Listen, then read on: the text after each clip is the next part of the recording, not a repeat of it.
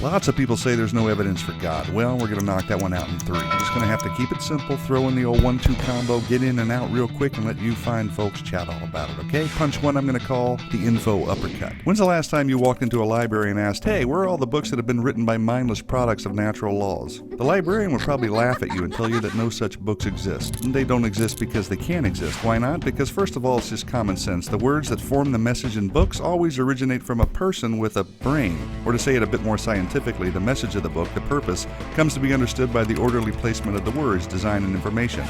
Information. Now, anytime we find info, these basic laws always apply. Number 1, matter doesn't spontaneously produce information. Number 2, only a mental source, intelligence, can generate new creative information. In other words, just like those books that couldn't originate without a mind, neither could life. Why not, you ask? Because we know that DNA contains information. Therefore, the laws of information science apply, which means the information in DNA couldn't have spontaneously generated, and that a mind is behind the information. Period. No exceptions. Look at it this way. The simplest life form we know of is an amoeba, and it contains as much information in its DNA as 1,000 complete sets of Encyclopedia Britannica. So, are we to believe that there's no way a message in a library book could spontaneously generate, but far more complicated messages in DNA that contain 1,000 times more information could have?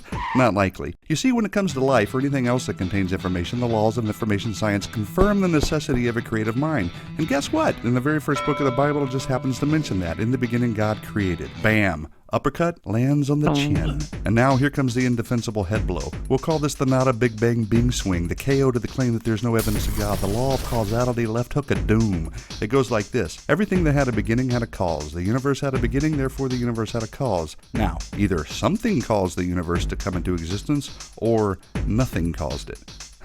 I might not be the smartest guy behind the telescope, but honest, practical, everyday thinking's going to lead me to the latter. You have to work pretty hard to conjure up a way that nothing did it. You see, it's pretty improbable, nigh impossible, to account for design, information, and cause if the universe just exploded from nothing. Smack! And while we're on the topic, where did the matter come from that exploded? Are we really to believe that there was nothing and then it exploded, and now the exploded nothing is something, and we just happen to be smart enough to discover and understand the very laws that prove the opposite? And if the general understanding of the law of cause and effect is true, how can matter come from a lesser cause like nothing?